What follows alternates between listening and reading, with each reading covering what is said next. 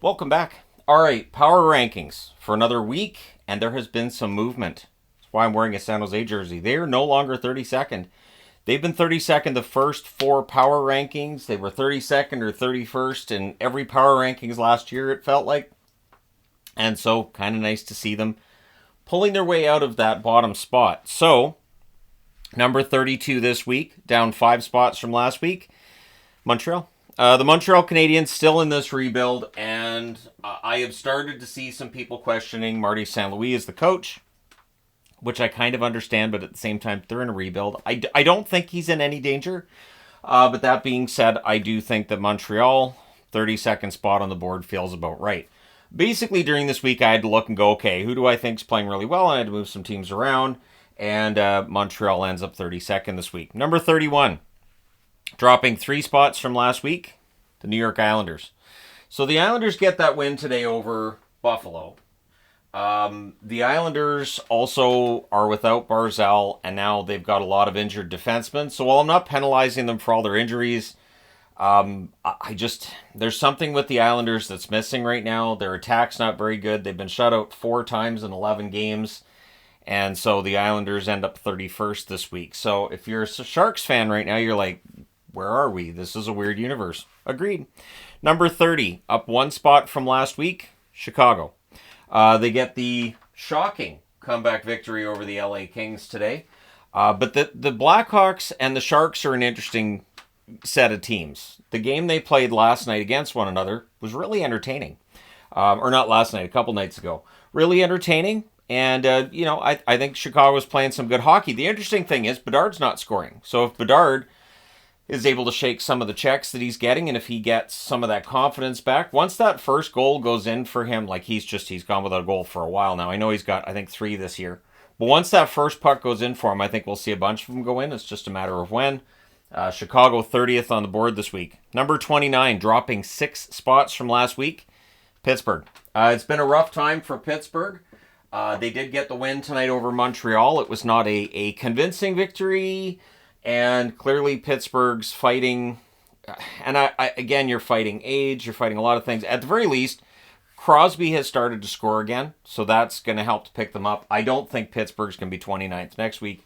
I will not be surprised if they're higher up, but for this week, they drop down to 29th. So this is a 4 spot we've got so far that I don't think I've ever seen on a power rankings board. I don't think Pittsburgh's ever been that low, for an example. Number 28 moving up 2 spots from last week, Philadelphia. The Flyers, if they're without Ersson for any period of time, it's going to hurt them because he is their best of the 3 goaltenders. But Kolosov was okay in relief today against the Bruins, so we'll see with Philadelphia whether or not they continue upward trajectory next week. And look for the whole Tortorella-Michkov argument to be out there. But Tortorella has shown in Philadelphia he's pretty good with young players. He's pretty fair with young players. This is a different Tortorella than the one that we knew years ago, and he understands his role with Philadelphia is in part to develop those players. So I do look at that relationship with him and Michkov and think, you know what, this should work. Absolutely. Number 27 this week, moving up 5 spots from last week, San Jose. The Sharks move up to 27th, a 3-game winning streak. They almost tied that game against Vancouver. You had 5 seconds to the clock in that game. I think they tie it. I think they're in overtime. And I think if they had forced overtime, I think they would have won it.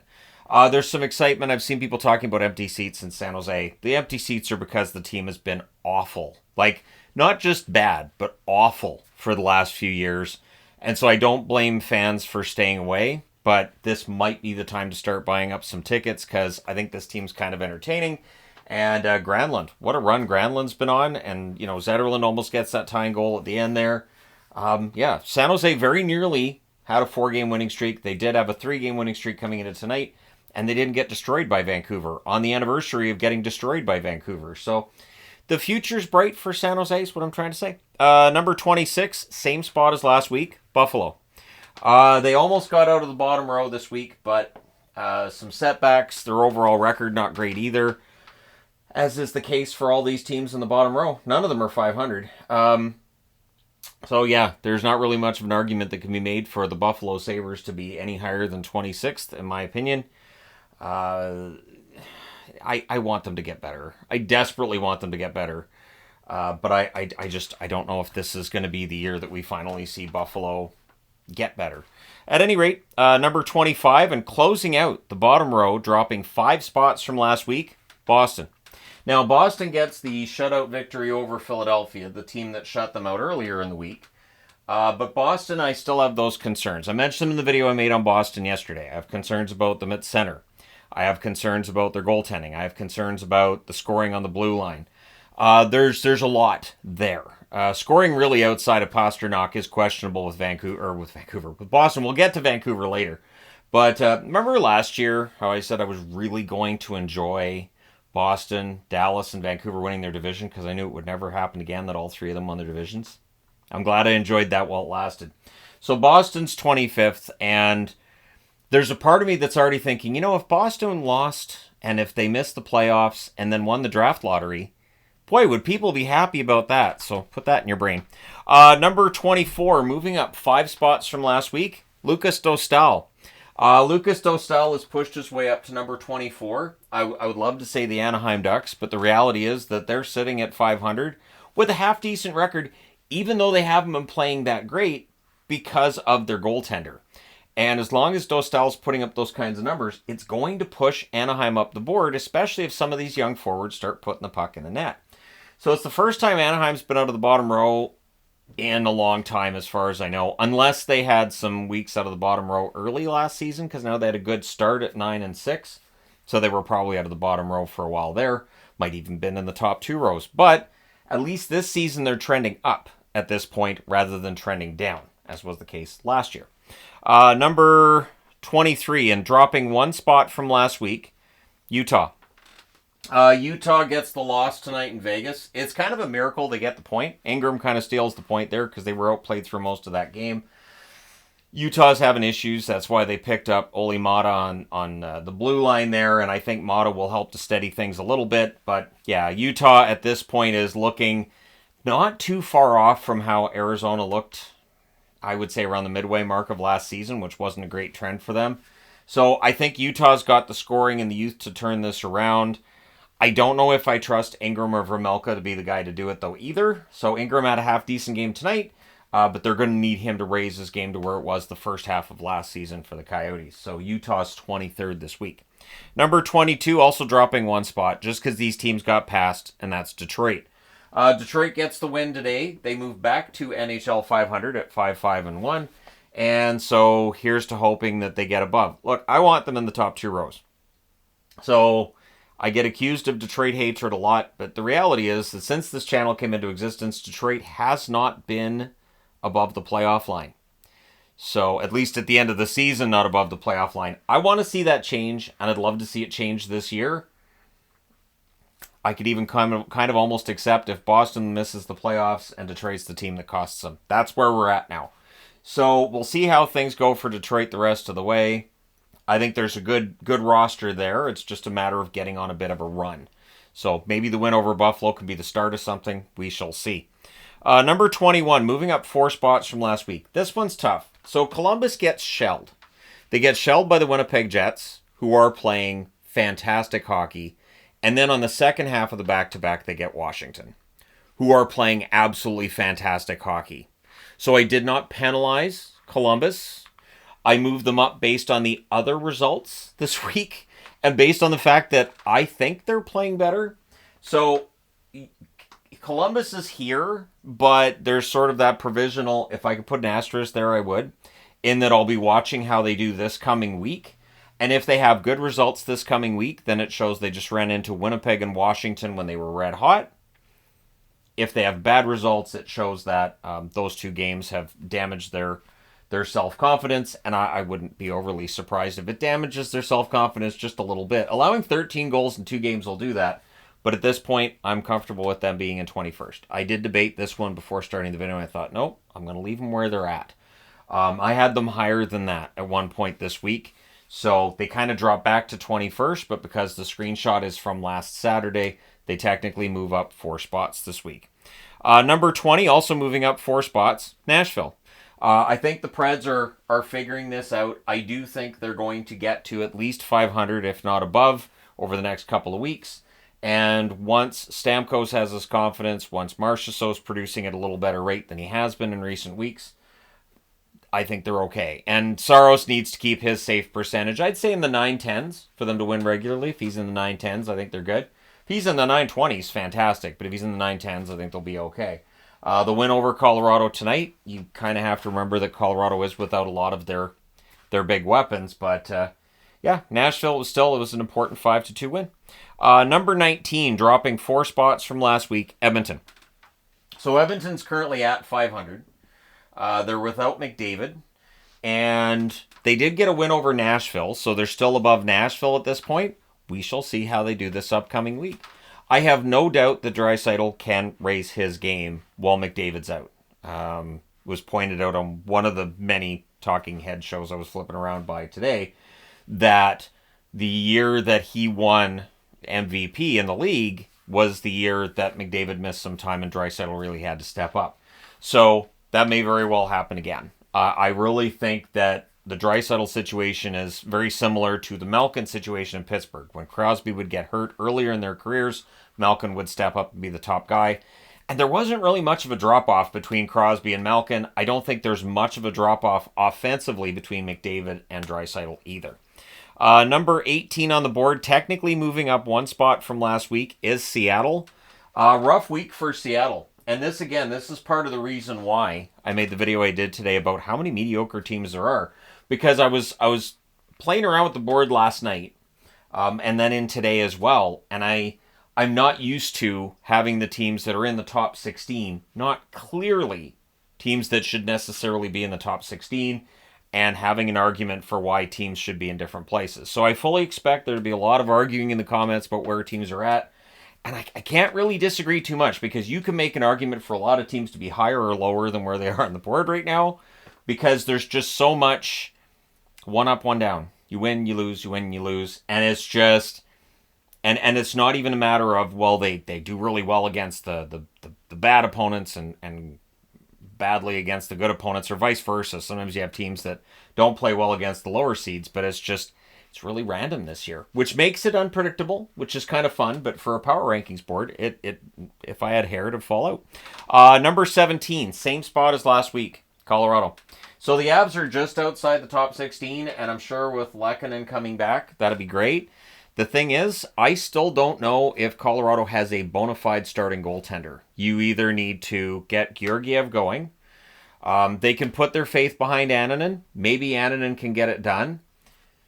But that's still a maybe, right? And today against Nashville, I think he looked good at points. But I don't know that they have that starting goaltender, and it's something that Chris McFarland has to at least be considering, what he's going to do with his goaltending at this point. That's why you get Kakkonen on waivers. But again, he's not a starting goaltender either. So, Colorado's in 17th, and there's a lot of question marks around that team right now.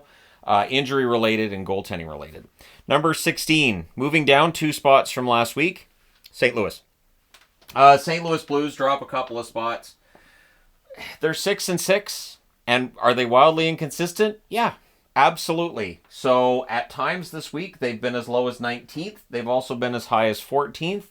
And now they're 16th. So, yeah, they've been all over the place. And again, the screenshots on Saturday night, they currently reside in 16th spot. We'll see what next week holds for them. Number 15, moving up 3 spots from last week, the Kings. The Kings' record is not bad. I think they're 6-3-3 currently. Yes, they are. I'm looking at my game board. 6-3-3.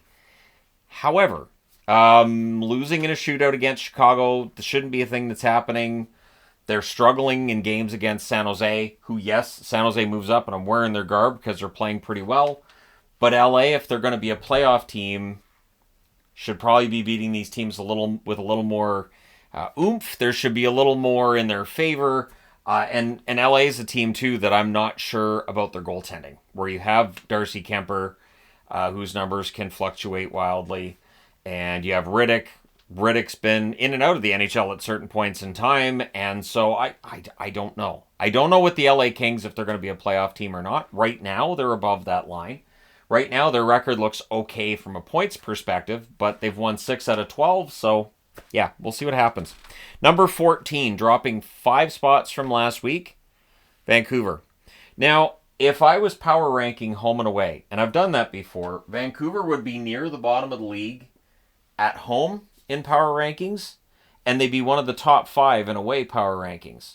And tonight against San Jose, they almost played like home Vancouver, but they got the win, so they were road Vancouver. I have no idea how Vancouver's going to do the rest of this road trip. They have LA and Anaheim still to do the California trip with, and we'll see, right? So right now they're ahead of LA, but we know LA gave the Canucks conniptions last season and very well could again this year. So we'll see if next week LA's above Vancouver or vice versa. But the Canucks, yeah, it's a tough one because right now their record's 5-2-3. So again, they've got a good record technically, but they've won 5 out of 10 games. So technically they've been good in terms of their overall record and their points percentage, but there's still a lot of troubling aspects there of Vancouver's game. Number 13, dropping 1 spot from last week, Calgary. The Calgary Flames dropped 1 spot. They're 6-4-1 currently, and I debated about exactly where they fit in on this board tonight. I was like 13th probably works for them.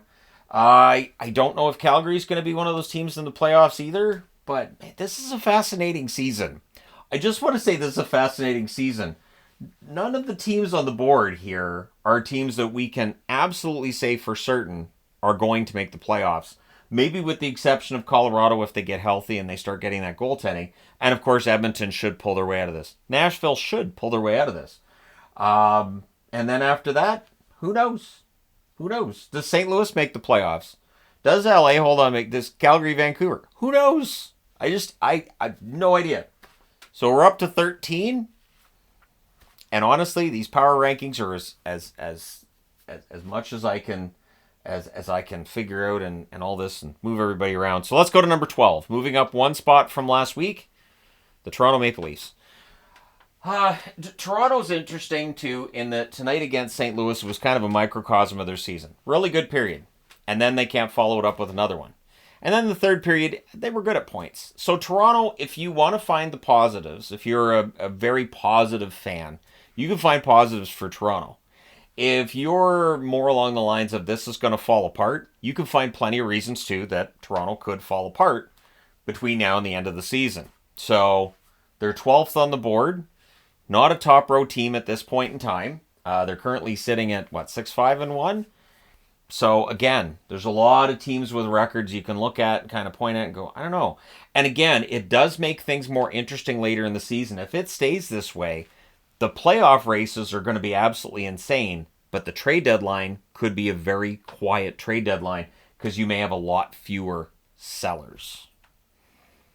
Way fewer sellers if the picture stays like this. I don't think it will, but if your team's within a few points of a playoff spot, you may not necessarily want to sell. And then that first team that decides, fine, we're going to sell, they could have 100 different trade offers into their office within days, right? Like teams are just, okay, there's the one seller, let's go. Number 11, moving up 5 spots from last week, New Jersey. The Devils, they used all their goals against Vancouver and had none left for the game against Calgary. So you could make an argument for Calgary ahead of the Devils. Sure. I'm not going to try to do that here because I've got the Devils ahead of Calgary, but if you want to make that argument, you can. The Devils are, I think, good enough to be one of the top teams in the East. It's just a matter of that consistency. But yeah, I feel like the New Jersey Devils at 11th, that's probably the right spot for right now. Not a top row team, but maybe trending in that direction, we shall see, because the top 9 on this board, all really good. But at number 10, moving up 1 spot from last week, Ottawa. They got the win tonight over Seattle. They get the shutout, so they're starting to record shutouts. Forsberg's looking good. Ullmark looks good. And yeah, Ottawa's finding a way. They've played some really tough teams. They have come out without points against a few of those really tough teams. I've talked about it a lot lately, but it does feel like Ottawa's playing the right way in October/November. And this has been their problem for the last, 5-6 years, where this is the part of the year where everything falls apart. If they can stay in the hunt, they have a very good chance of making the playoffs. Number 9, dropping 6 spots from last week, Dallas. We have 9 very good teams in the NHL right now. 9. And so I feel like right now you have 9 teams you can make the argument for contender status, including Dallas. But the way they lost against Florida, Florida was clearly the better team in both games. Dallas was more competitive in today's game than the one before that, but clearly Florida was the better team. So because we've got so many teams that are playing well right now, Dallas drops a total of 6 spots from last week. And there's movement in the top 8 as well. The top 8 kind of quiet in terms of movement the last couple weeks. There's some big movement, including we get into the top row at number 8, dropping 4 spots from last week, the Vegas Golden Knights. Vegas gets the win tonight in overtime over Utah. They're very good at home, middling on the road, comparatively speaking, with their home record. They have a perfect record at home, though, which to me keeps them in the top row. I don't have any reason to bump them out of the top row. Vegas usually plays the kind of game where they need those goals in the third period. It's always an exciting finish for Vegas. It has been throughout their history. And so, again, there's 9 teams that I feel like are playing pretty darn well. And I had to go through today and say, okay, which one of these teams deserves to be higher up the board than the others? And when they're not losing very many games, that's tough. And you have so many teams with a point percentage of 700 or higher. I talked about that earlier, too. Vegas ends up 8th on the board. Number 7, dropping 2 spots from last week, Tampa Bay. Tampa drops a bit. Minnesota did beat them. That's the second time Minnesota's beaten them. I don't think Tampa Bay is going to be sad not to see Minnesota anymore on their schedule. And I still think Tampa Bay is a contender at this point in time. They did control large stretches of that game against the Minnesota Wild. And so, yeah, Vegas ends up 7th on the board this week. But I think they're still going to be pretty darn dangerous. Number 6, moving up 2 spots from last week, the Caps. The Caps have recorded more goals through their first 10 games than ever in their history. So last year they were a team that played a very frustrating to watch, kind of boring style of hockey. This is why that was frustrating. Because they were better than that. This was a team that could score goals, and they were like, nah. And that was their style, was just to play this defensive grinding style. And this year, Coach Carberry's really opened things up, and this team is exciting. They're fun to watch. And they're making up for the fact that neither Lindgren nor Thompson has stolen a game yet. So last year, they got games that were stolen by their goalies. I was standing here going, yeah, they're high up on the power rankings. I don't know how they're winning these. And now I can stand here and say they have an exciting offense. Ovechkin's had a much better start than last year, and they look dangerous. In fact, I might be changing my prediction a little bit. Before the season started, I was asked in a live stream, did I think Ovechkin would break the record this year? And I said, no, it'll probably be the year after. It's starting to look like he's going to break it this year. That he's just like, all right, I only need, 36 more goals? I'll just do that then. So, seems like that's where we're at right now. Number 5, moving up 5 spots from last week, the Minnesota Wild. The Wild have been very impressive. The 2 wins over Tampa Bay, very impressive. Kaprizov's playing excellent hockey. I think Fleury's had a nice bounce back after a down year statistically last year. It's his final season. So, yeah, it makes sense he'd play well. And they get the win, too, in that game against Pittsburgh. His final meeting is with Pittsburgh. In Pittsburgh as a goaltender, and it's a great story. So the Minnesota Wild have defied expectations thus far. We'll see how far this can go. I have no idea. And I think Minnesota fans should treat this the way that I treated Dallas, Vancouver, Boston last year with like, okay, this is fun. I'm going to enjoy this while it lasts because I don't know when it's going to happen again. So, yeah, Minnesota number 5 on the board. But there's some really good young players in Minnesota, too. So this may very well be sustainable this season and beyond. We shall see. Number 4 on the list, moving up 3 spots from last week, Carolina. And Carolina's about to play Washington, so that's going to be a fun meeting. I'm really looking forward to that. The Hurricanes playing really good hockey. They laid a beating on Boston. They handled Vancouver as well, and yet I moved them up. I've been told in the past that I get really kind of bitter when teams beat teams I root for, and yet Boston's in the bottom row, Vancouver's here. Like, no team I root for is in the top row, and teams in the top row definitely beat teams I root for this week. There's no such thing as me penalizing a team because they beat the one I'm rooting. How dare you? Because honestly, I wouldn't be the hockey guy. If every time that a team beat Vancouver I got really angry, I would have been in the insane asylum in the late 80s. So, and I wasn't. So, anyways, number 4 is Carolina this week because they're just making it look easy. Number 3 on the board, dropping 1 spot from last week, the Rangers. New York Rangers playing very well, still a contending team. Like I said, the top 9 teams in the league as far as I'm concerned right now look like they could be contenders for the Stanley Cup, which is fantastic. But I also am going to say this. I do think that the fact we have so many teams that look like contenders is part of the reason why there's so many teams in the league right now that have kind of mediocre records and don't necessarily look as good, because these teams make those teams look not very good. So the New York Rangers, one of those teams that are capable of that, and so they drop 1 spot only because they got passed, not because they had a bad week. Number 2 this week, moving up 4 spots from last week, Florida Panthers. Florida's rounded into form. Early in the season, they lost a game against Ottawa. They lost a game against Buffalo. They could only beat Boston, it seemed. But now they've got it rolling. They've got all 4 lines rolling. I was talking in the comments today with somebody who said, in the offseason they lost depth, but they seem to have made up for it with their effort. I don't think they lost depth. I don't think either Carolina or Florida did. They just replaced the depth players with other depth players. And in both Florida and Carolina's cases, they picked up players who became really good players on waivers. They picked them up in trades for not very much. And all of a sudden, they became big names, right? Or at the very least, good contributors. And they're good at that. So when players become expensive and they end up signing elsewhere and they're trying to stay under the cap, they're pretty good at finding other players who can play that style. I think Florida's 4th line is one of the best 4th lines in the game. I think their blue line's fantastic. Carolina, too. I'm going to go back to Carolina for a second. Gostisbehere has been an absolute revelation so far in Carolina. He looks like he never left. Kudos to their pro scouts. It makes a huge difference. So while people talk about taxes and all the advantages, look at the pro scouting. Look at the guys that they get. They get them for almost nothing, and then they just gel it together, and it works. They have excellent pro scouting. Which brings us to number 1. 3 weeks in a row. 3 weeks in a row for the Winnipeg Jets. They are 10-1. They lost that game against Toronto on Monday, and then beat the hell out of the NHL after that. How dare they lose a game? So they may go 81-1. I have no idea, but the Winnipeg Jets, an absolute wagon right now. And to me, unquestionably, the best team in the National Hockey League. This is where Florida fans go, no, they're not. We're the best team in the NHL because we won the Stanley Cup. Well, okay. But right now, I would say Winnipeg's playing the best hockey in the National Hockey League, and so they're number 1 on the board. Florida is a close number 2, but they're still number 2 in my eyes. So there you go. Let me know your thoughts in the comments section below, as always. Don't forget to hit like and subscribe in the event you may not have done so already.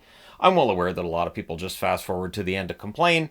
So for anybody that does that, you can usually call them out too, because the video's just gone live and they're already complaining in the comments about where teams are at.